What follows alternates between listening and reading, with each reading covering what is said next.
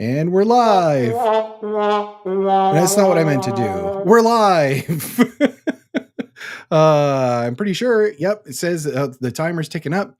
We'll have somebody here watching in short order, I'm sure. I'm going to bring up the chat, but first thing I'm going to do is play some music and give you the intro. So here we go. Welcome, one and all, to the MIRTH Web Show. My name is David Batterina, and for the next hour, I will be your host through the mayhem and insanity of all things creativity. This show exists to help you, the creator, connect with fans, friends, and peers by showcasing not just your work, but your brain, your creative process, and your personality, and all the fun stuff. Please like, subscribe, hit the bell. We stream on Tuesdays and Thursdays, and we have two firsts, which is really strange. How does that work? You're both first. You're both second. It's infinity with the two of you. So anyway, over the next hour, expect some super awesome, fun conversation with my very special guest, Mr. Dave Hensley. Greetings, sir. What is up? So we got already. I've got first and first. You know what? I'm just going to write first, and I'm going to write first before I go live, and that way I'm always first. So greetings, sir. I'm really excited to chat with you. We met. I've known of you for a while, but we met like in face-to-face, shook hands at LibertyCon last year, and always see you like on the Discords and the socials and all the different things. So I'm really, my own fiance tried to snipe my thing. Look, you guys can just fight that out wherever, and it's all good. So yeah, I wanted to really, chat with you about what you've got going on and about your creative process in particular. But first, I have a very important question for you, because I always start the stream out with some this or that questions. It's our way of very quickly getting to know the guest, just on some really random stuff. And yeah, Goonies. And so the first one I'm going to ask, which does not count against our timer, because usually I time it for about a minute or so. But I'm going to ask you, if you had to travel, here it comes, people, you know it's coming. If you had to travel in either a homemade hot air balloon way up in the sky, no chance that you would fall out and bounce and survive. Like, that's high, right? Or a janky submarine way down in the deep, which one would you choose? Oh, dude, I'm taking the janky submarine. Team janky submarine. You're the fourth person in our crew.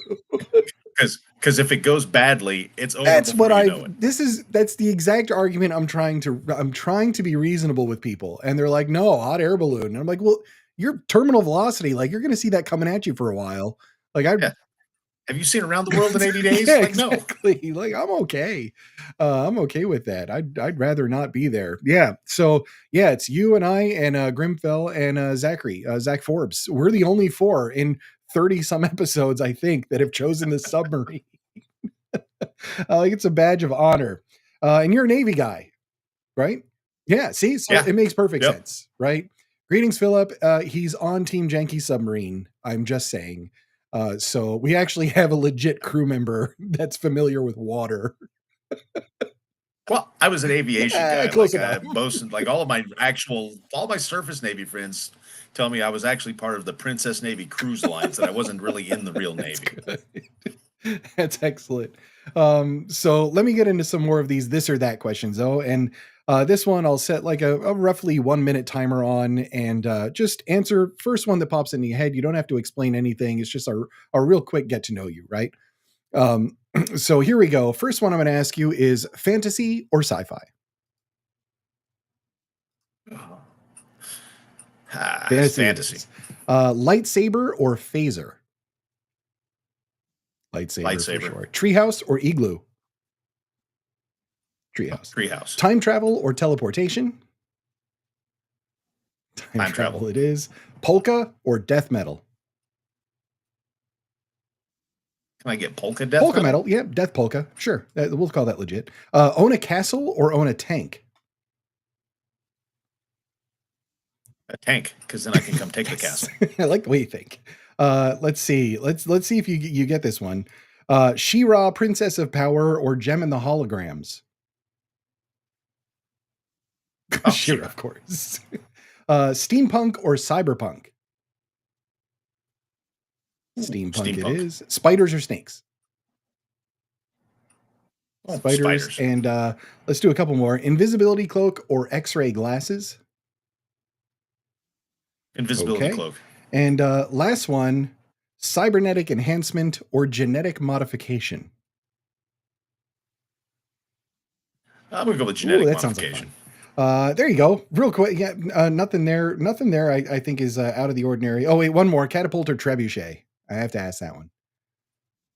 Oh, trebuchet. They See, hit harder, that's fly what further. I don't. Not a single person has answered catapult really. Maybe one. Maybe we had one catapult in there somewhere. So thank you.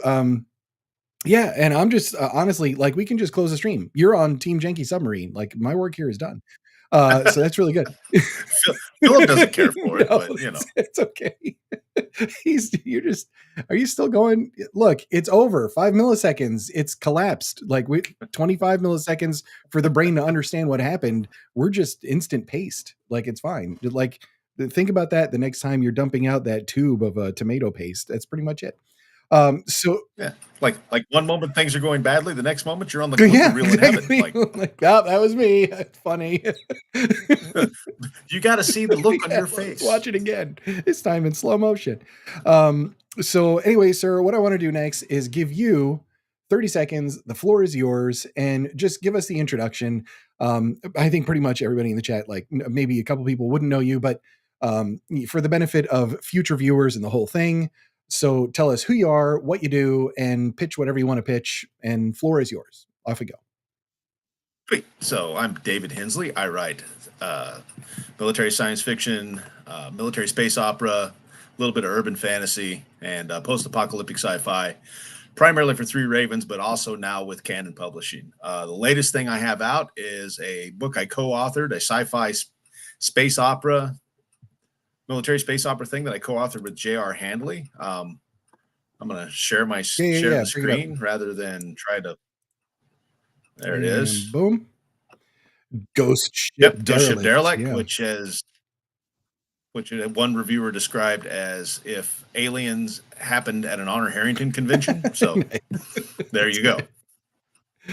Excellent. So yeah, so you're in it and you're in the thick of it in terms of and like you're editing, you're writing, you're like in all the activity like at this moment, right? You're in the middle of all the projects. Yeah, no, and that's good because that's really what I wanted to chat with you about is just a creative process, especially with all of these different things and juggling all of the writing oriented things as well. And yes, don't make her ask again. She hits me with rods when I get out of this room if people don't like the video. So it's just like it's caning constantly and all that kind of stuff. I always forget to mention it. I'm like, yeah, whatever. We're just hanging out. But yes, please. And also, this is broadcasting on your channels too. So make sure you're following Dave on all the things and all that stuff as well. All right, that's out of the way. So I want to talk mainly about creativity stuff in terms of how you work in your creative process. So I'm going to ask you the first question, which is a question that I ask everybody that comes on this stream first, which is when I say the phrase creative process, what does that mean to you and what does it look like? Okay, so I've only been doing this writing thing like seriously for about 3 years. Like I turned 47, looked in the mirror, and there was this old guy looking back at me with gray in his beard, and I was like, "Well, crap! I guess if I'm gonna realize my childhood dream of being an author, I'd better get going." And so I've had to kind of figure this creative process thing out on the fly. But for me, really, like the creative process is kind of like the sort of like nuts to soup, idea to finished, story, whether it's a full length novel or a short story or a couple of short stories that show up in an anthology somewhere. Like that's kind of what I think about when you say, creative process. So are you let me ask you this, like, just how do the ideas come into your head typically? Like, where does the genesis of an idea start? Well, I was a tabletop role playing game guy for forever. Like I started playing Dungeons and Dragons in the 5th grade, which was, I think, like 1986, 85, somewhere in that window. Right. So I've been playing in or running tabletop games for about 30 years. And I've been like the perennial game master for a lot of those years. And so ideas, like they just live in my head. Yeah. Like there's this constant carousel of characters and story ideas that just kind of live in my skull. Sometimes it's a song that'll Oh, trigger all right. something, Yep. or a phrase, a line from a movie. Like sometimes it's like I'll see somebody go by me in traffic, and my brain will assign like my brain will start spooling up a story idea or a Nice. character. Um, my like the Car Wars novel I did, the 72 Yep. Hours of Graceland. It was like it was like Outlaw Josie Wales meets Blade Oh, Runner. nice. Like Yeah, that yeah. was the thing spooling around in my head when I started putting together the character Bobby Hank. Right. Right. And so, yeah, the ideas are not something I ever have any trouble getting. Like I have too It's many of them. funny, you mentioned just like the tabletop gaming, and so you're a D&D guy. Well, like still play it all or no? Uh, yeah, not as much as I used to. I get in a game about once a month, give or take, with a group Right. of guys, using a game system called Worlds Without Number, I don't know it. Yeah. which is, yeah, it's very niche. Like I don't like it's cool. Somebody else is running the game. I There you don't have go. to think about the mechanics Nice. too Yep. much. Yeah, it's funny though, because like I had older brothers and an older sister. So when I was growing up, I was born in '75, and I remember being like 5, 6 years old, and they would have their friends over because they were about between 10 and 15 years older than me. And so, when they're sitting there in their late teens, early 20s, and they've got friends over, I just remember like the books and all this stuff being out and the dice everywhere. And it was just like it was Yeah, captivating, right? Like just all of everything that was going on, the character sheets and like the sketches and whatnot. And I actually have I have it over there somewhere. The OG monster manual. The old one with the griffin, like yeah, it looked like all the terrible drawings, right? And, yeah, yeah, yeah, I yeah, have yeah. the original one that they had that they played with because I'm guessing that was 1st to 2nd edition, like, somewhere around there. Um, That would have been first there edition you go. AD&D. Yep, and whatnot, and so, like and the DM's guide with the big red fire looking dude on it and all that, Yeah, yeah, player's handbook, they had the other one where they were prying the jewels out of the guy's eyes, the big statue. But yep, I remember all these things, yeah. but That's all first it's edition stuff. there you go, and so that was like, for me, that was just like a really cool imaginative way to just see storytelling, and I grew up with that. And so, eventually we got a 286. Actually, it wasn't even a 280. It was just like a 86. And and we were playing like some of the Forgotten Realms games on there, like Secret of the Silver Blades. There were a few of them. Pools of Radiance. Pool of Radiance was another one. Yep, the Yeah, golden box of those.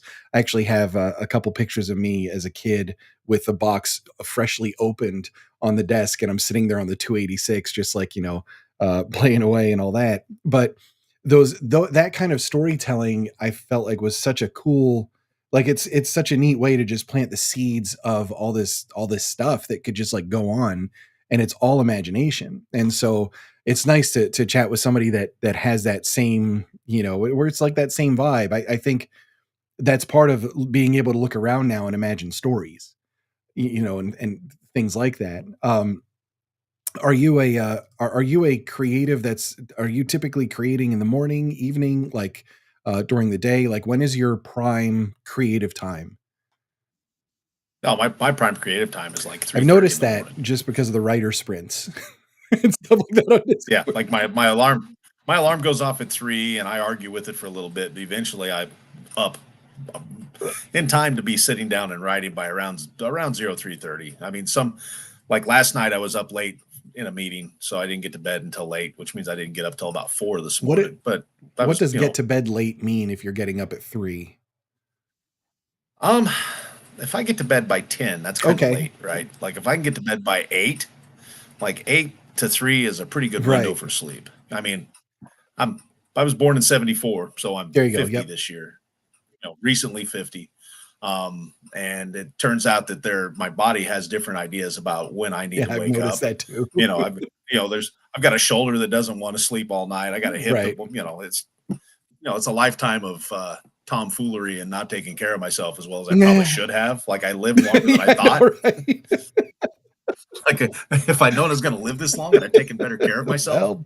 Well, well, crap. You know, so Uh, I'm waking up at 3 yeah, whether I I want to, really whether I go to bed at midnight or I I go to bed really at thought 8. some of the dumb shit I did when I was a kid was gonna be it, but I'm still around. Yep, Yeah, yep, no, I'm here I just like am. that alley cat that's just kind of like half mangled, but it's just like still around. Yeah, Missing yeah, an just ear. like, the tail's crooked or bobbed or whatever. And still just like, just really here for the food, mostly, and all that. So no, I totally get that. That's pretty funny. My my waking hours usually right around 5, like between 5 and 6, is when I'm getting out of there and everything. But like my work day it doesn't start any earlier. Like it starts at 8 for the most part. So I just really enjoy the quiet morning hours. So I find that it's nice to just do a couple of creative things. Putter, I like to just enjoy my cup of coffee. The cats are still just kind of sleeping. It's just a nice morning time. I know a lot of people that are just like, nah, I start writing at like 11 p.m. I'm like, what? That's no, no, I can't. I can't function by then, No. really. By 11 p.m., I'm the only thing I'm doing is touching goats. Right. Snoring. There's Yeah.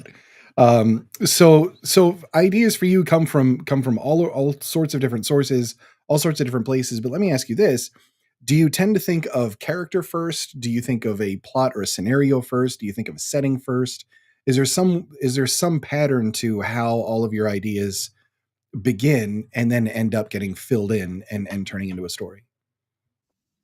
It's almost always character Mm, first. Like I end up with a character in my head that and then right behind that is the situation they're in. Like for the Car Wars thing, because Hillbilly reached out and was like, "Hey man, you want to write Car Wars?" And I'm like, "Dude, I'm a nerd gamer from yeah, the '80s. Car Of course, I Wars. want to Yeah, of write Car course. Wars." Like, yes, I mean, what part of my anatomy do I need to cut off and give up to get this going? Um, and like weird things live in my head and they're not connected until something comes along and Hmm. connects them. And so over here in one part of my brain is the ballad of Ricky Bobby, Right, of Talladega course. Nights is just kind of wandering around in there. And then I got the Outlaw Josie Wales, which is my favorite Western Right. movie, and Blade Runner and some other cyberpunk stuff. And then when I like, oh, Car Wars, like that all goes Right. together. And I've got the ballad of Bobby Hank. I'm like, well, he's and so I get this character. And Bobby Hank's got one rule. He's got a bunch of rules, but the one that really stands out is if you got to tell people you're something, then you're Nice. probably I not. like it. Yep. And so, and he's an old guy, right? He's not a young guy in auto duel. He's an old Right. man. Um, and so, what's it like to be an old guy trying to make a Right. comeback?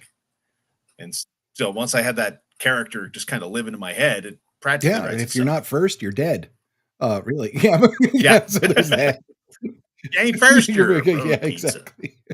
I love that movie. The whole cougar in the car scene is like that's really just my favorite. It's so absolutely absurd. There's no reason for it. And that's just my favorite kind of scenario to have in a flick. Spill my macchiato. Exactly. In my country, we hold hands, and yeah, everything about that was fantastic. They were just really mean to Grandpa at dinner, though. I always feel a little bit bad for him when the kids Come at you like a spider the kids monkey. start laying in him. I'm like, yeah, that's good stuff.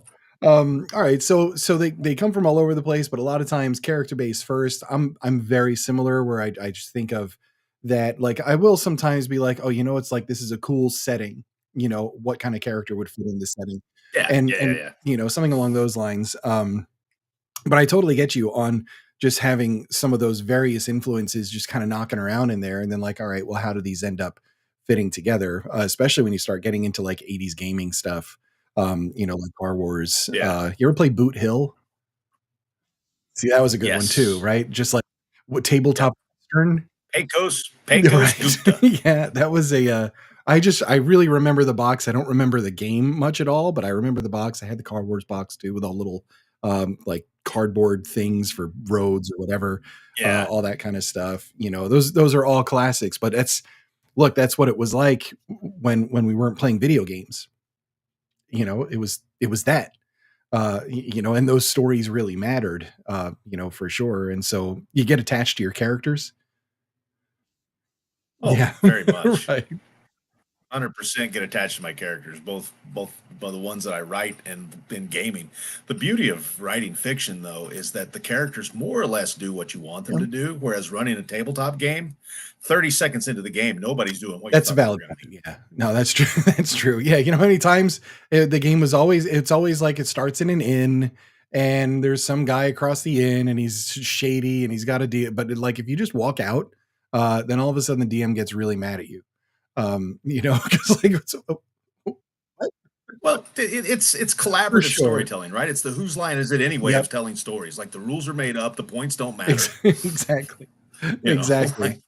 like oh, you've gone off script. Give me 10 Um, minutes, right. um, and we'll go again. New TTRPG coming 2026, homemade hot air balloons and janky submarines, first edition.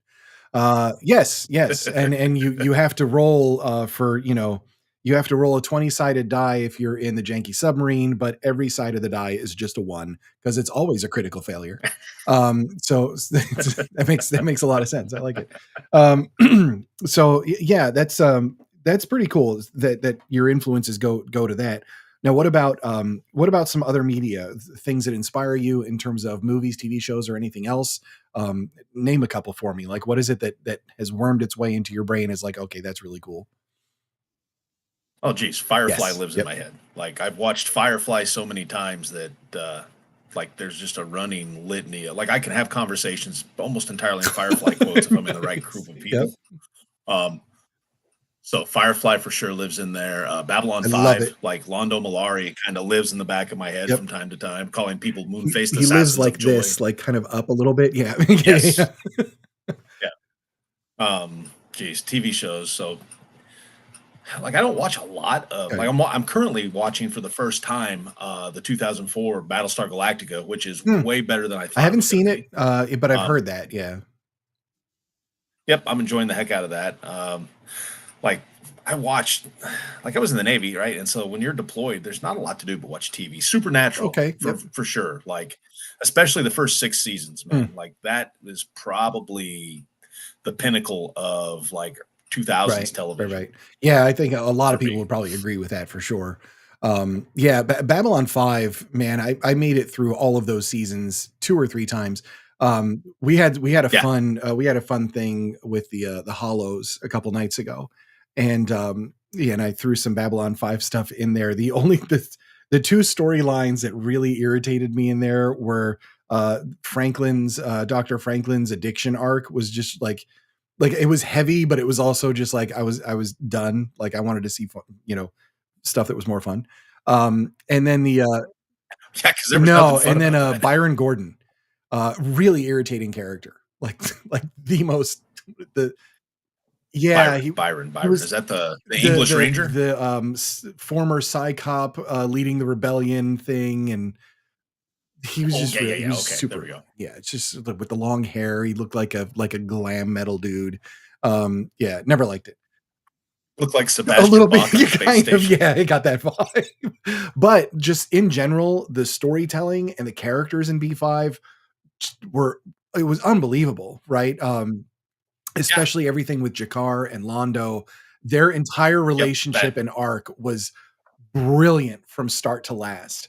And I loved it, absolutely. absolutely loved it. And I always remembered there was who's the creator was is it Straczynski? Right? Yep. Yeah. Yep. And, there was a description of the enemy ships, the black spider-looking things, right? I forget. It's been a while. The There you shadow. go. Yeah.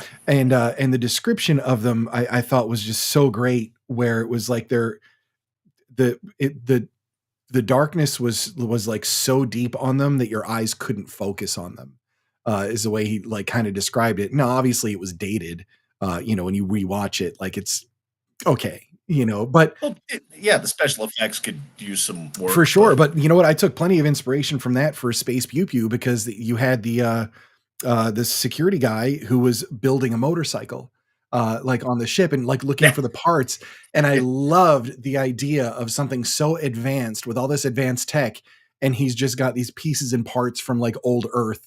And I'm like that.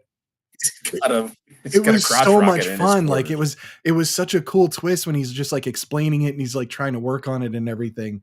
Like, yeah, that was good stuff. So I can definitely see how that from multiple angles that can inspire you because of the characters, because of the setting, because of all the stuff. B5 was, yeah, totally, really, really, really brilliant. And obviously Goonies.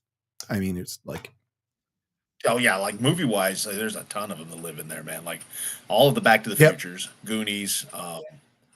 Oddly enough, like there's what else have I like? There's tons of them. Like I just recently, like I've probably watched over and over again. Sean Connery, Michael Caine, The Man Who Oh, Would Be nice. King. Yeah, that's a good movie for sure. That's Yep. a Yeah. great Yeah. movie. Um, Man, I forgot about that one. Yeah, that is a really good one. yep. Like I did try to go back and rewatch Beastmaster How did you recently. find the rewatch? The Suck Fairy had visited and made it terrible. Kodo and Podo just Like when I was a kid, it was yeah, wonderful. Now it yeah, like sucks. I'm like ferrets. They're cute. Yeah, you know, Right. I don't remember much of that movie. I do remember somebody pouring molten metal into somebody's head or something at one point, which was like pretty gross. Yeah, yeah. Like, Um, but the rest of it, and it had these monsters that would like wrap wings around you, and when they were done, you'd eat right? Oh bones. yeah, that was weird. Yeah, that was really weird. You just kind of disintegrated in there. Yeah. Shoot, look at that memory. Oh, that was banging around in there somewhere. You just drug it out. Yeah. What about a rewatch of Krull? Have you done that one? Oh, Krull's great. I can watch Krull over There and you over and go. over Yep. again. Yeah, yeah, yeah. Krull stands up. Willow still stands the test of You time. know, I've never seen it. I know. It's one of those movies that I just never like some pieces and parts, but I never sat down and watched the damn thing from start to finish. I Oh, know. it's I know. wonderful. Like I can watch Willow. I do watch Willow probably Right. once a year. It's like Big Trouble in Little China. Right. If it's one of those movies that if I'm back when you could channel Yes. surf instead of like trying to figure out what streaming service you're going to use. If I came across One Little China, whatever else I was doing, I was done for the day until It those were stays over. on. Yeah, yeah, exactly. That's right. No, that's good. Lord of the Rings, you a Lord of the Rings guy? Yes, yes, I love the Peter Jackson Lord of the Rings stuff. I even like the Hobbit stuff, Oh, including really? the weird. Oh, I love the Hobbit stuff. All right. Absolutely love it. Yep. And I love it for different reasons than I love the book. Like I fell in love with the Hobbit book when I was in third grade. Mm, Our teacher was reading it to us and she was reading too slow. So I went to the library, got my own copy, burned through it in like 4 days, right. and had been a fan of Lord of the Rings ever since. Oh, nice. Yeah, Yeah. I mean the movies are iconic. Like it's a comfort watch for me anytime that's on. You know, for sure. Just don't watch the Disney Plus series of Willow. I heard I saw all Right. of the I tried to watch it a couple episodes in. I was just like, it's not what I didn't work. wanted it to be. And I moved on. Yeah, yeah. No, and Yeah. that's what happens with a lot of these things. Like honestly, they start to redo them. I mean, isn't there talk about like Goonies, like a refresh of Goonies? I'm like, really? Like, can we just not Yeah. I don't do know. that? I think that they've probably, I think I heard somebody kicking it around and was like, I I probably hope won't not. watch that. No, no, no. I wouldn't. There's yeah, just leave it alone. Like leave it there. You know which one I always thought would be great for a reboot though is Remo Williams. Because it was Yeah. just like Remo Williams, The Adventure Begins is fantastic. it's a one-off flick and it was brilliant. Like it was so much fun. And I keep thinking about it because it was Joel Grey and Fred Ward, right? Yeah. Fred And Ward's wonderful in that movie. he was so great like that and obviously Tremors. But you know, I think about it, I'm like, you know, if they did a remake of that, and just hear me out, in Joel Grey's character, you had Donnie Yen. And then Yeah. instead of Fred Ward, you have what's his name? John Bernthal. Oh, absolutely. John Bernthal's practically a He's shorter like version of Fred Ward. Fred Ward, right? Exactly. I'm like those two that'd be a brilliant like combo. I'd love to see it. It was such a like, and it totally under the radar. It's just like one of those cult classics, obviously. Um, Yeah. so yeah, you and I definitely hit on a lot of the same notes in terms of those influences for sure. But let me ask you some more here, just in terms of like the writing and everything else. When do you feel like okay, so morning hours when you're getting the words down, what does the process look like for you in the time leading up to sitting down and getting the words down and during? So are you just like edit a little bit of what you had before, reread a little bit, and just go, or do you just like jump right into a sprint? Well, Oh, first of oh, all, hey Google, turn the oh, library lights on. that was fun. I Excellent. forgot that I have it rigged up to shut everything down at 8:30 because my old ass is in bed at 8:30. That's right. I won't keep you up So too late. typically, I get out of bed, I get some coffee going. I sit down, I pop, like I've got a double monitor set up. So off to my right, I have my outline document open. Okay. So I write to an outline, and it's kind of a weird process. Like I'll do like a brain puke story beat outline or story Okay. beat map, right? That kind of has the big plot pieces of the story in there and kind of all of the story beats Right. that I want to hit. And then I start moving that to a chapter by chapter scene sequel outline. Like if I know that I'm going to write 100,000 words roughly, that gives me 33 chapters at 3,000 words a chapter as a Okay. Yep. ballpark. Yeah. Now it's never exact, No, but of course. Right. that's what I'm shooting for. And so I take my story beats and I turn those into, chapter, scene, and sequel blocks. And some chapters get two or three, a couple of scenes with sequels. Some chapters is just a scene and a sequel. And for story beats, like I used, that kind of fell in love with the whole Save the Cat Okay. Yep. process. So Save the Cat writes a novel. There's 15 story beats, and then I take out the theme stated story beat because that just feels kind of disingenuous to me. Okay. Like I don't need a character to tell you what the theme of this book is. Like you'll figure it out on your own. Yeah, for sure. Or not. Like I don't think everything has to have an obvious overarching theme. I mean, there's always going to be themes in what you write, but I'm not going to get my pinky stuck in the air and hope that somebody can analyze it later. The character journeys are what's really important, right? And so minus that beat plus a few from the hero's journey that I really like. Okay. Like the cavern of deepest, darkest doubt and fear kind of beat. Like I love that. Yeah. So I kind of shoehorn all that together and I turn those, and so there's like in Save the Cat, there's this thing they call fun and games, which is basically the bulk of your second act, right? Okay. Like it's all the things that the character's got to do to get to the goal, whatever the goal is. And typically I use like a yes, but, or no, and formula for that. Like, do they succeed? Yes, but things get worse. For sure. Do they succeed? Yeah. No, and things get worse. So yes. Yeah. Right. Either way, it's, and then you're either building to a false victory or false failure. Right. And then from that point, it's, things either collapse to a sort of a like deep dark night of the soul, or they build up and then collapse to a deep dark night of the soul, and then on you go. But I have an outline up, and I typically I try to get a chapter a day knocked out. Okay. Between morning writing time and then on my commute to my day job, I'll dictate using a little voice recorder, and dictate. Like I'll take what's left of the chapter, blow it up, the outline, and blow it up big so I can glance at it while I'm driving and not die. Right. And I'll dictate to the outline as I need to. And typically I can wrap up. I either start a new chapter that way because what I'm typing, I don't want to interrupt with dictation because dictation and button chair time are different for me. For sure. Yeah. I feel like I do a better job of storytelling first time out the gate when I'm sitting down typing versus when I'm talking to a voice recorder for some reason. Yeah, I can't with the recorder thing. It's just not something my brain will do. Right. Yeah, it's hard. Like it's a completely different method of storytelling. For sure. But I figured out a way to make it work so that I can. Yeah. I'm currently on average getting around 3,000 words a day. Oh, nice. Oh, that's excellent. Are you kidding? Yeah. That's super good. That's high output for sure. And look, I mean, this is, so you have what is essentially just your formula, that you've dialed into, doing the things at work during the time of day that works, just maximizing some time in the car, all that without, running into anything, obviously. But that's awesome. See, I wonder if this is something that also just comes with a little bit of age as well. Even though you didn't start like writing in earnest until a few years back. But I think, at the tender age of like 45 to 50, like you kind of know how you work in a lot of ways. Right. Something that like I caught David Weber on an interview for Riders of the Future. And he told, I forget the name of the gentleman interviewing him, but he told him, like, look, man, I'm not an artist, I'm a craftsman.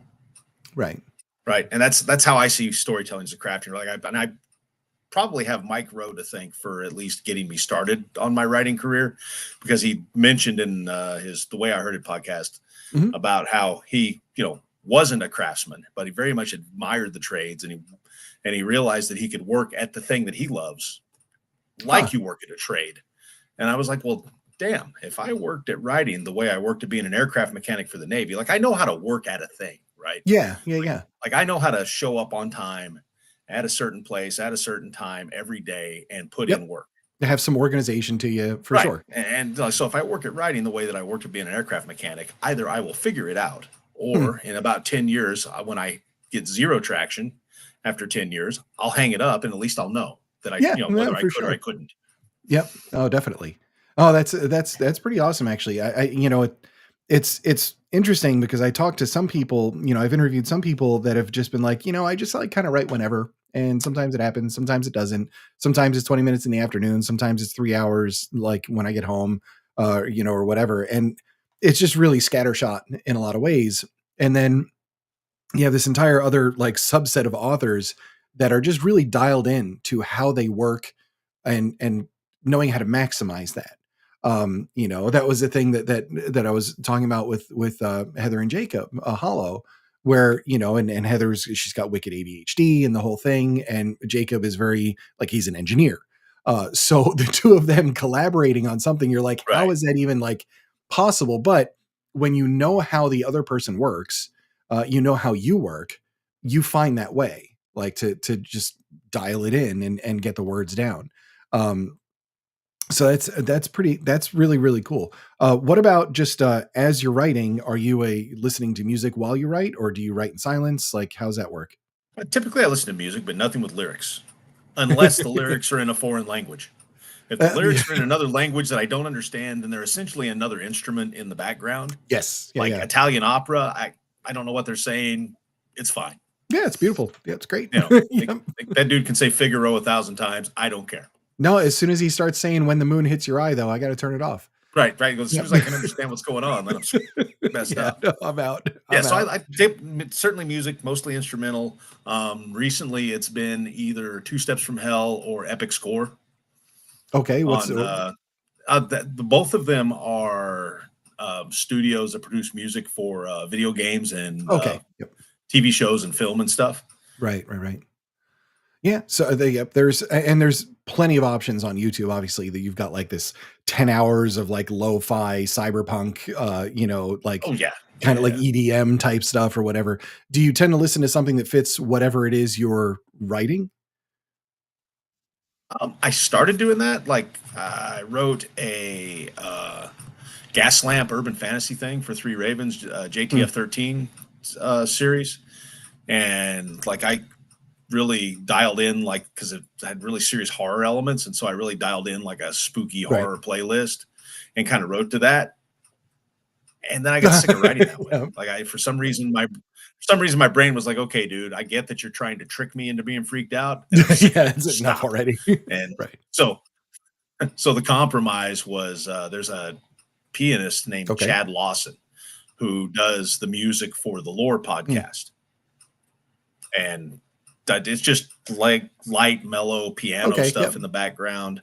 And there's a ton of Chad Lawson's got a very big Sure. catalog of music, and so I just hit Chad Oh, Lawson on nice. random, and it's just some light piano music in the background, and my brain just tunes it out, and Yeah, I yeah. can It write. tends to shush the things and all of that. It does the job. Like, I always feel like music while you're writing is just kind of like another tool in the toolbox, really.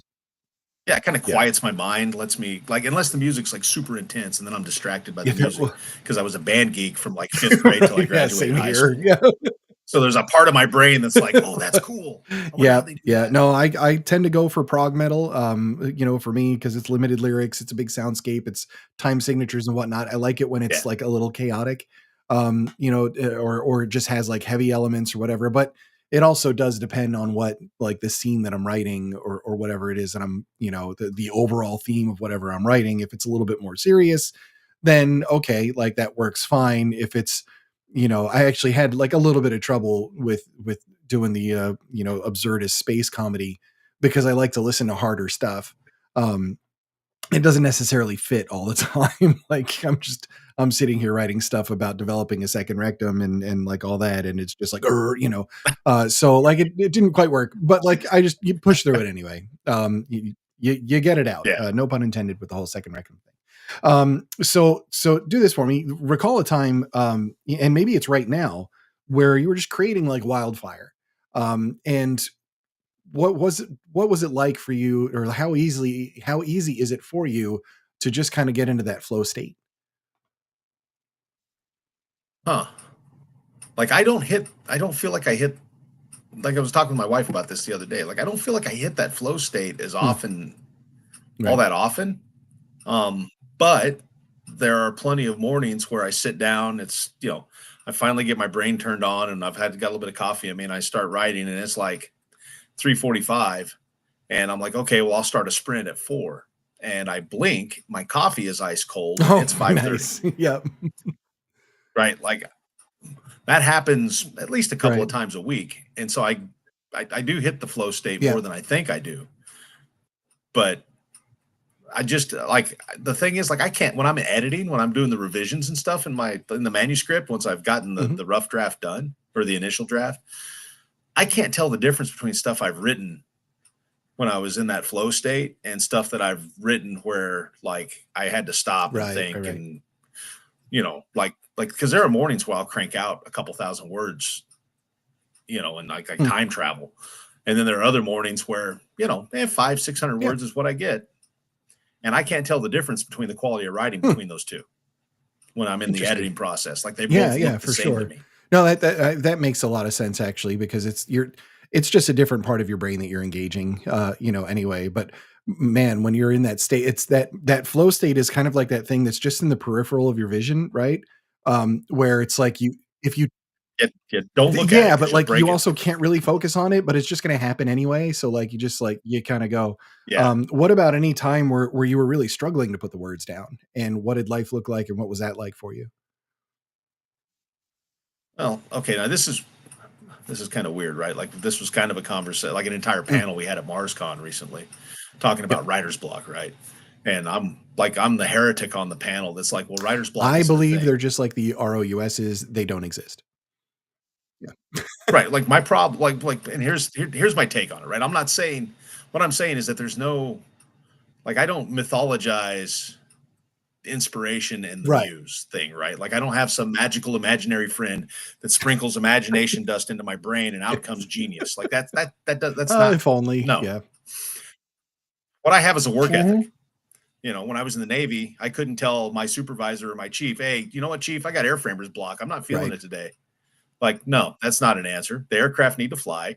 You've got work to do. Yeah. Get out there and do it. And you did it whether the weather was good or not, whether you felt Right. like doing it or not, Right. whether you were sick or not. And so I just applied that Yeah. to writing. And I started writing like the same year that I really kind of got serious about writing. My mom was going through Mm. treatment for cancer. And in that window of time, she was going through cancer treatment. She had a stroke. She fell and broke her Oof. hip. Like it was like, it got to be the stress of that time got to be such that I couldn't think about what I was going to do Right. tomorrow. I could only think about what I was going to do Yep. in the next hour. Like I couldn't plan ahead. Things were so Right. chaotic and so stressful. And the only thing that was really that kind of kept my brain, kept me halfway sane, was that I knew that I was going to get Mm. up at 3 the next morning. And from like 3 to 6, there was going to be this little window of sanity where I could sit down and put words on the page. Now I might only get 300-400 words that day, Yeah. but I was getting words on the page. And so I cultivated my work ethic as a writer and my creative process as a writer in the middle of probably one of the most high stress environments that you can really kind Yeah. of do that in. And so like I don't believe in this thing called writer's block. No, I do believe that your emotional Sure. bucket is empty. Like your emotional bucket is down at 0. Like you're going to have a bitch of a Yeah. time Yeah. creating For sure. anything, really. Like you might get a little something out, you get 150, Right. 200 words out or whatever. But if you don't know how to refill that emotional bucket, like, yeah, you're going to flatline your creative process and it's going to be like pushing a boulder up a hill and eventually you're not Right. going to want to do it anymore. Yeah, you're not wrong about that. I think mindset and what you're going through is like definitely plays a part. Most of my debut novel was written just in the immediate aftermath of my older brother passing away suddenly.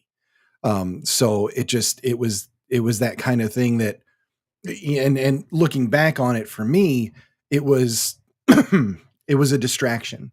It was it was not wanting to Sure. deal with what I had to deal with, constantly and just pouring it all into the book, which is and is not healthy. Um, because then when that was done and Right. that project was over, it was like having to mourn the whole thing over again because then I had to look at it and had to deal with that. And so like that was just a really weird time. One of the best creative writing pieces I've ever done was actually his eulogy. Where I really sat and I had to think and I had to dig down and get these words out to try and comfort a room full of people, because I had to deliver it and the whole Right. thing and make sure that everybody was acknowledged and that I was still honoring him the way I needed to. Like, there was a big time creative element to all of that. But indeed, like it does, there are situations where you have to like kind of put it aside. Now, in terms of writing block, I'm like, okay, especially for those of us that don't outline as much and we pants it, you can easily write yourself into a corner. And if you find yourself not Oh, wanting to write for days and days and days on end, it's because you're stuck. And the best thing to do is just let go, back up, and move forward from the point where you're like, all right, it was good up to here, and then I started going off the yeah. rails. And that's a similar thing too. Like I'm a pretty Yep. heavy outliner, right? Like by the time I get around to writing the chapters, I've already kind of told the story Yeah, three or yeah, four yeah. times. Right? So now I'm just kind of fleshing it out. Like it lives in my head and I can rewind and fast forward through the Mhm. story a little bit. But when it starts feeling like I'm buddy of mine, Yep. James I know Pittman, James author guy, recommended right? some really good Uh scotch for me. talks he Yeah. calls Yeah, that's yeah, him. yeah, right. He He's got does. good taste. But he talks about like his writing feeling like you're Yeah. writing in molasses, right? Like the words just come out Right. slow and sticky. And when I feel like that, when I feel like I'm writing in molasses, it's almost always because there's something wrong with what I've Yep. outlined. I've not outlined completely enough, or the character, I'm trying to get this character to do something that is not the Right, thing that right, they right. would Yeah. do. Like I've got a character standing on my, little imaginary dude standing on my desk with his hands on his hips going, I'm not doing that. That's dumb. No, that's stupid. Right, Why would I right. do that Yeah. that way? Yeah, they're You all know? like mules on the path and they don't wanna go forward, damn it. No matter how hard I try to yank them that way, they're just like, "Mrr," and they won't. Yeah, look, I get it. Nope. I've been there so many times. At this point, I know my process and, like, I know myself well enough that when I feel that starting to happen, I'm like, "No, I took a wrong turn somewhere." Like, I'm Yep. I've totally done off something path. Like, silly. Let me yeah, back that up was and look at probably the a bad story. idea. So let me, and I think a lot of writers too, they're so we're so tied, we're so tightly to word count for the day that if you spent an hour or 2 hours or whatever putting down 1,000 words in the wrong direction, it's like, damn it, I'm going to use that instead of just like, you know what, put it Right. aside, save it, put it in another Yep. document, Sunk back cost up, fallacy. and exactly. Yep, sunk cost fallacy for sure. And it's just that a matter of what they would call like radical acceptance. Like, look, this is where I am right now, and I have to go forward. The longer I just sit here and stare at it, I'm just going to be sitting here and staring at it anyway. So you might as well just start it, back up a little bit, and then figure out what to do from there. Um, Apparently, it also works when you're laying tile and one of them is just like a little off, and you have to like, so you might as well just do the whole thing because nobody wants to stare at that, right? So, but I totally get that. What about just being in a general like? Do you ever find yourself in that general creative funk, or are you pretty much just like, the regimen of what you do helps you to avoid those pitfalls? Certainly, the regimen of like the discipline Yeah, that I've cultivated sort of helps me not right. fall into that. But I always find like again, like I say, always like I've been doing Yeah, this yeah, for yeah, like 3 years, right? So my breadth of for experience is sure. about like Yep. this. Um, like I've written one, two, three. Like I've written three novels, and I'm working on a fourth. Like I'm 30% of the way Yep. through a fourth one right now. And short stories and stuff, right? I find that when I've done a lot of like I've finished a manuscript and I've done a bunch of editing, like I've gone through and I'm doing my edit passes. Once I get that finished, like finish that final edit pass and I go to start a new project and it's time to put like that I've got through the outline and it's time to write narrative. Man, that's like pushing a boulder up a hill for a little bit. Like it's hard to get my brain to switch from editing and revision to shift gears to just laying down story. Yeah. I'll do, I tend to do like a little bit of, I'm an edit as you go kind of guy. I know everybody's like, don't edit as you go, but like, whatever, it works for me. The trade-off is like, okay, it might take me a little bit longer. But the trade-off is when I'm done and that manuscript is finished, it's very clean, like really, really clean. And so my other editing passes are very fast and I don't have much to do because I just kind of roll as I go. Like I'll put some words down. The first thing I'll do is I'll read what I did prior. I'll do a little bit of cursory editing on that, clean up some language, twist it up a little bit, like whatever I need to do, put a little bit of polish on it, write the next section, plan out the next section that I have to write after that. And so I know where characters begin in the beginning of a chapter. I know where they need to end up in the end of the chapter. And I do that for like 2 to 3 chapters ahead.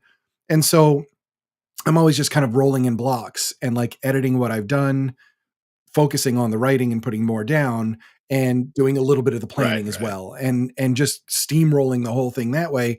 By the time I'm done, it's 2 editing passes and I'm good. And it, like I said, that's something that works for me. It doesn't work for everybody. Some people are just like, I got to get all the words down and not look at anything, which I can't, like, there's no way I couldn't. There'd be so. Yeah. See, that's the way I work. I write it and I forget that I've done it. I don't know how you do it. Like once I've completed chapter 1, I don't think about chapter 1 until it's editing time. Yeah. It's manuscript. Like I export from Scrivener to Microsoft Word, change the font, and then I like that first initial editing pass takes a little bit of time. But then after that, the second pass that I do goes really fast. And then the third pass is I make Microsoft Word read it to me. And so I get this robot readback thing going on. And I just sit there with my eyes closed and I listen. When something sounds off or I don't like the rhythm or it feels like a sour note, like I'll stop and I'll go in and I'll tinker with it until I like it. And I do that all the way through the manuscript. And by the time I've done that, it's about as clean as I'm going to be able to get it. And so it goes off to, whatever poor soul for the rest of the coats of polish.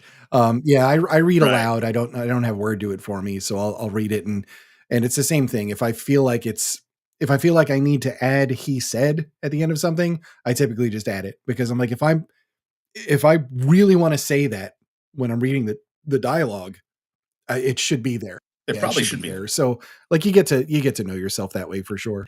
So let me ask you one more, and then I want to get into some pitch storm with you and just have a little bit of fun before it's bedtime. It is bedtime. But what about criticism for you? Have you had some harsh critiques at any point? Did somebody call it a manuscript or something? Scrap. I don't know what that even is. And how do you handle it? How do you handle criticism? So it's funny, right? Like the reason that I got in, like I finally got off my butt and submitted a story is that a good friend of mine was like, "Hey, you should submit some stories to Hillbilly's Three Ravens Press." And I'm like, "Who the heck is Hillbilly and what is Three Ravens Press?" And my buddy was like, he's like, "Just look it up." And so I do, and I'm like, "Oh, this JTF 13 anthology thing. I think I can write some urban fantasy." So I sit down and I write a story and I give it to my wife to read. Nicole reads it, hands it back to me, and says, "Dave, this is terrible. Do not submit this." Wow. Actually, I think she said awful. Yeah. I think terrible would have been an upgrade, right? This is awful. Do not submit this. And I was like, "Oh, all right. Set that aside. May write another story." I write that story. I give it to her, and she's like, "This is pretty good. Where's the ending?" And I'm like, "Yeah, what do you know?" So I submit it. Hillbilly comes back with, "You got me sold on this story. Where's my ending?" Damn, I guess I'll write an ending. Criticism really doesn't bother me a whole lot. Put it in the correct place. Like, "Hey, this is the worst thing you've ever written. Don't turn this in." Yeah, okay, that's fair. Like my wife and I read a lot Yeah. of the same stuff. Like our overlap ends at romance. I Right. don't read romance. She reads romance, but everything else we both Right. kind of Right. read. So like we read a lot of the same authors, and so we have a very similar taste in writing and Mhm. writing styles. So if she tells me something sucks, Yeah. I it hear you. sucks. Like it's an ugly baby. You can't make it pretty. Like, Right. okay. Right. I get you. No, I mean, look, that's good. It's nice to know how to put it in its proper place. And that comes with just some confidence in what you're doing and all of that as well. You know, it's a lot of the newer, the brand new baby authors that are out there with their first work and just terrified to like hit send and show another person and all this kind of stuff. I'm like, just Oh shove it well, out there. Like it doesn't. those those poor souls didn't grow up with Bob Hook criticizing their aircraft maintenance stuff, right? Like this guy Bob, I would go out and like there's things on aircraft that you have to wire, like Right. safety wire, right? There's this wire that you run between the bolts, and it has to be twisted a certain way, and it has to be tight, and it has to be going the right direction, Yeah. and it has to look good. Bob would come up, look at it, and be like, Oh, "Nope," and he'd just cut it and walk away. Wouldn't tell me what was wrong with it. Just do it again. that's brilliant. Okay, do it again. Okay, do it again. That dude lived like I'm working on a job, and that dude's like, "Hurry up! Why are you so slow? What's wrong with you? You some kind of idiot? You some kind of moron? What's your problem?" After like 2 or 3 Right. years of that, there's Yeah. nothing anybody can do critique wise that I'm going to be like, "Well, I'm terrible. I will never write again." I'll be like, "Oh, all right. Is it true? Yes. All right. Then I need thought to it was fix good, that." but he cut the wire. Yeah. Uh, for sure. That's like cut the wire is going to be the metaphor for just scrapping You know, it and just off you snip. go. I got to read it. Oh, Okay. crap. That's good. Has he ever made it a character just like that into your stories? Yeah. I've killed Bob a couple of times. It's brilliant. That whole line from Knight's Tale where Chaucer's talking to the two Love that movie. loan Yep, shark yep. guys. I will Yes. eviscerate you in fiction. I've been naked for a day. You'll be naked for It's eternity. that. Yes. There's a few people that show up that are That's naked for fantastic. eternity. I love that movie, by the way. It's 10 out of 10 10. out of 10 for me. Absolutely. Yeah, and plus it has Wash. Like how much, what more can you want with Alan Tudyk in it? Right. So let's do some pitch storm. I want to crack open your brain and see what it's like when it's put on the spot. What do you say? We're going to have some fun. Okie doke. So I'm going to bounce the chat out of here. I appreciate you guys watching and being active and all that kind of stuff. I'd be pulling out comments a little bit more frequently, but we're just having an in-depth conversation. I'm enjoying it. And I want to hit on that. And plus bedtime is soon. So we're going to bounce this and we're going to bounce in the Wheel of Doom. There it is. All right. So let me just go through my little spiel here and then we'll get this going and have a little bit of fun with it. All right, here we go. Boom. Next up, we're going to play some Pitch Storm. This little exercise provides us a live, real-time look into our guest's brain. This is a fully random event all about creation in real time, and I want you to be able to witness that magical moment where the spark of an idea manifests into something awesome and interesting in our physical world. All those little things in Dave's brain connecting and then spitting something out. Guests are given a random character, a random plot, and must pitch these two things as a story, detailed as their heart desires. Once the 30-second pitch is expired, there are 2 additional rounds with a unique twist where the story gets repitched and then finally an ending. Audience heckling is mandatory. So as a lifeline, Dave, I'm going to give you 2 mulligans. If we do a spin and it's just incredibly distasteful, which could happen, you can just ask for a respin, just not 2 in a row is all I ask. So 2 distasteful ones in a row would be really fun. There are over 4 billion combinations of story in here. Once in a while, we get a wheel that spins and we hit the same thing twice. I'll just respin it. And everything's fully randomized. So I've got 2 wheels for characters, 2 wheels for plots, and then the notes where I get to mess with you. So the illusion of choice, do you want to start with characters A or characters B? It makes no difference. Characters B. There we B. go. Makes you feel better to start with B. Here we are. All right, so let's find out what your first character is for this 30-second story. And it is a child who can speak to ghosts. Sounds familiar. All right. Plots A or B. Okay. Plot B. B. We're going to stick to the B side. Lots of good songs on the B sides. People don't pay enough attention to it. Nobody knows what a B side is anymore. Goes back in time to kill Hitler. Okay. This is great. Okay. A child who can speak to ghosts going Pick back the in time ghost, to goes kill back in time Hitler. to kill So Hitler. I'll start when you start, and I'll give you 30 seconds, and just give me the setup of the story, and then I'll throw a wrinkle at it, and we'll see what happens. Go for it. All right, so little Timmy I Timmy like it. Topper can speak to ghosts, and he has encountered the ghost of a poor soul that died at the hands of Hitler's SS goons in World War II in a prison camp. And Timmy and this ghost conspire to send Timmy Oh. back in time to push Hitler in front of a speeding automobile. The problem, of course, is that, well, the time police exist to keep Hitler from dying, because every past that doesn't have Hitler, the future is so awful for humanity that we actually need the adversity of Hitler and the Nazi Germans to teach us to be better people. This is great. Okay. So yeah, you know what? Good storytelling technique. He uses the ghost to start to hunt down Hitler, but I like the idea of the time cops too. All looking like Jean-Claude Van Damme for whatever weird reason. All right, so And Nicolas Cage. let's throw in a wrinkle and see how you can pivot this story. You just consider me like the super meddling producer, right? Who then comes in and says, "How about we add a villain that's an old wizard obsessed with kidnapping princesses?" All right, yeah, Well, okay, yeah, throw it in there, we can right? do that. Off you go. Right. So as little Timmy's working to shove and trip Adolf Hitler in front of the speeding automobile, and the time cops are also trying to intervene, Merlin shows up. And it's not Merlin that got the great PR job, with leading, helping Arthur build Camelot. No. This is meddling Merlin. Merlin, Right. the trickster. And Merlin has kidnapped Arthur and brought him forward in time. And now Arthur saves Hitler's life so that the time continuum remains. I like it. All right. We'll finish that up right there. We get one more that we got to roll in. And then, and after this one, I just want you to get me to an ending, right? So let's toss this one in and tell me what the resolution is. If we say we need at least one thing to explode out of someone's chest. Well, all right. So another 30 seconds and get me to an ending on this story. Go for it. So poor Arthur and Timmy, aghast at what they've had to, at what has transpired, realize that Merlin is indeed the enemy and not, Hitler's a bad guy, but the time cops are keeping Hitler alive. And so they go after Merlin. Merlin flees into a cave where he's,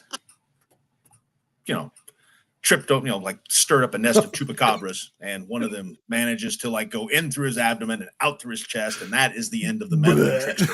Right there it is. Lovely. I like it. Look, I'm invested. I would buy the short story for sure. So, so I think you got something there. No, but you see, this is fun though, because this is the kind of thing where it's like, I can see that sort of D&D storyteller mode in you, Well, and it's like the time cops keeping Hitler alive thing is a weird story that's lived in the back of my head for a while, right? Like if time travel exists, everybody's going to try to go back and kill Hitler, which means there's probably a bureau of time police somewhere, and there's some poor soul whose whole job it is to keep Hitler alive. How else can you explain the many different ways that Hitler almost died but didn't? Like clearly there's some poor bastard time travel guy. Like his whole job is to keep this guy alive. And he's hating life because this Hitler's a despicable person. I see him as just this like kind of, just sort of like beat down bean counter, just like, oh man, I gotta this is my stupid job. Go, it's 32 bombs and a speeding car this week. Time cops, off you go. You want to do one more quick round? Let's do one more. All right. Yeah, let's go. Let me reset the wheels. Because you get a good feel for how this goes now and what that 30 seconds feels like when you're doing the storytelling. So Star Trek played a similar line for a few episodes. All right. Charlie the Chupacabra was the real hero all along. Yeah. All along. Charlie the Chupacabra. All right. So let's go. Do you want to do characters A this time around? All right, let's go. Yeah, let's do it. Let's go there. Spin it. See what we get. Pitch Storm round 2 starts with a video game villain that just wants to be a good guy. That sounds a little familiar too. Do you want to go plots A or plots B? Let's go plot B. Here we go. All right. Video game villain that wants to be a good guy. Cough, Wreck-It Ralph, cough. And must escape from a dungeon of cannibal, insert a character. Cannibal sloths. Let's do cannibal sloths. Yes. Cannibal sloths. So sloths that eat other sloths? Yes, it sounds. No, that doesn't really work. That would be cannibal sloths as opposed to carnivorous sloths. Let's call it carnivorous sloths instead. That'd be more fun. Carnivorous. Yeah, sloths. No, it's a very slow death. You know. All right, so video game character, video game villain wants to be a good guy, and must escape a dungeon full of carnivorous sloths. We'll change that up.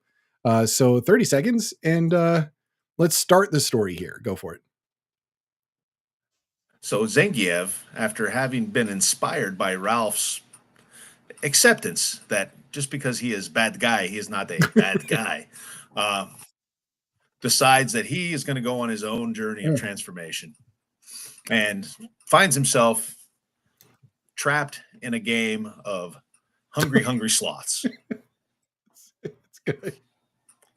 Which, he getting trapped in the game, he gets stuck in the bottom of the dungeon, has to make his way all the way up and out. Unfortunately, there are sloths trying to kill and eat him every slow, torturous step of the way. Agonizing step of the way. They just fall off of things onto him. I'm reminded of Austin Powers with the steamroller. It's like, get out of the way. Opens the door, there's like 20 sloths just really at him. One of them just falls down because they do that too. All right, no, that's a good start. So we'll go with one of the notes here, throw in a wrinkle. And what do we get? The meddling producer says, what if the main character gets super buff by eating spinach? Oh, all right. So how can we work spinach into this story? And I'll give you another 30 seconds to just raise up the tension in this thing. Go for it. Raise up the insanity. So Zangief, in his ever increasing frantic efforts to escape this lumbering horde of sloths, breaks into the treasure room, which the sloths have been placed there to protect, and discovers that it's spinach. Zangief, being a hungry guy as well as a bad guy, decides to chow down on some of that spinach because, well, he doesn't want to starve to death down here with all these sloths. Eats the spinach and discovers that he now has super strength and super speed, but only in half of his body because it was expired spinach. It's good. Like, so he can escape the sloths. Didn't he already have super speed just by being average? I mean, technically. No, that's good. Let's go ahead and roll it in and get me to an ending with one more injection from the meddling producer here. And that one is, okay, but the main character is a robot, but they don't know they're a robot. And how can you get me to an ending on this story now? Go for it. Ooh, tough one. So Zangief, now poisoned by expired spinach, with half of his body moving super fast and super strong, and the other half of his body just being normal, finds himself going down under a wave of sloths because he just keeps running in circles always left. And he can't get out of the dungeon. And as the sloths are peeling the flesh from him, he discovers that there's a metal skeleton underneath, and metal bones and electric servos and hydraulic lines. And he realizes that they can't actually eat him because he's not made of real meat. And so instead, he destroys all of the sloths, makes a raft from their pelts, and paddles away out the river that feeds them all. That is an ending. That is the ending right there. Very well done, sir. Very, very well done. Yeah, I'm kind of curious here. Spinach has iron like blood, so the killer sloths feast on it as a substitute when their prey is too fast. Makes sense. Yeah, they didn't expect the wires. Hey, that was an excellent pivot on that last one. I didn't know where you were going to go with the robot thing, but I'm glad we got there. That was good. It's good. And hey, look, this is the brilliant thing about storytelling like this, and doing, impromptu prompts and whatnot, is that we get to have that look at something that you created just off the top of your head. And really, that's all of your influences and all those different things connecting in something that did not exist before, and just gets kind of spit out there, which is really epic. So I appreciate it, because that's a pretty cool look into your brain and your thought process, and how nutty you can be, sir. That's pretty. Yeah, that's 30 years of running tabletop Exactly. games. Exactly. Yeah, and not everybody, like, sometimes the that sort of on the spot prompt really just freaks people out. And I tell people all the time, I'm like, just kind of embrace it. My entire debut novel came from a writer's prompt out of a deck of cards. And I, before I knew it, like a year and a half later, like, here's a full book, and I'd never written anything before. So you just never know where those ideas are going to come from. I'm a huge fan of prompts and whatnot. I don't always use them. But for something like this, to get a peek into how somebody thinks and how they put together stories and the way that they connect them, this is just super fun stuff. So I appreciate it. Very good sport. A plus all the way around. Everybody, he gets an A plus. A full free bird is what you got from Jesse. It's good.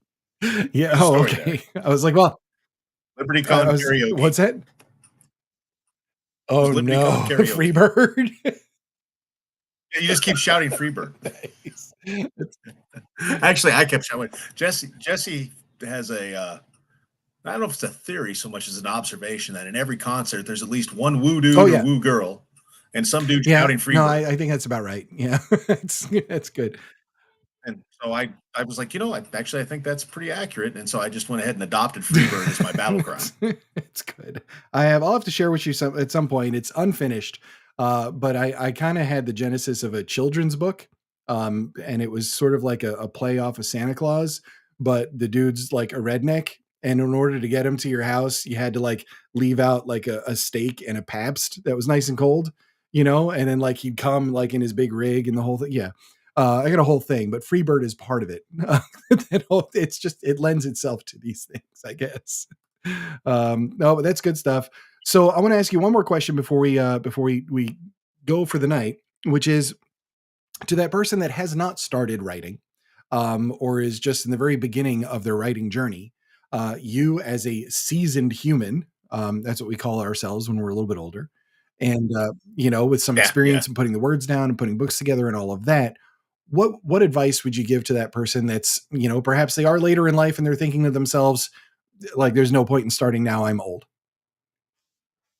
Well, like it's kind of like a 2 or 3 part Okay. piece of advice. Like part one is you're as young as you're ever going to be, right? Like you're simultaneously older than you've ever been and as Right. young as you're going to be.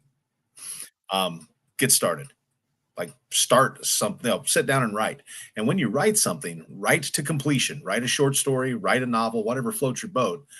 I like short stories because it's a low opportunity cost way to For sure. develop your skill set. Um, right? So write a story, finish it, edit it, get it as clean as you can, find some place to submit it, and then Mm. write something else. Forget that you've done that story, write a new story. And write Yep. to completion. More than like I have a few friends in the local area who are like in that like they want to be authors and they've got stories they're working on, but they're stuck in that endless Right. revision phase. Yeah. And like the best, like honestly, I think probably the best thing they can do is finish it, send it Send somewhere, it to and write beta something new, readers. Yeah. or finish it.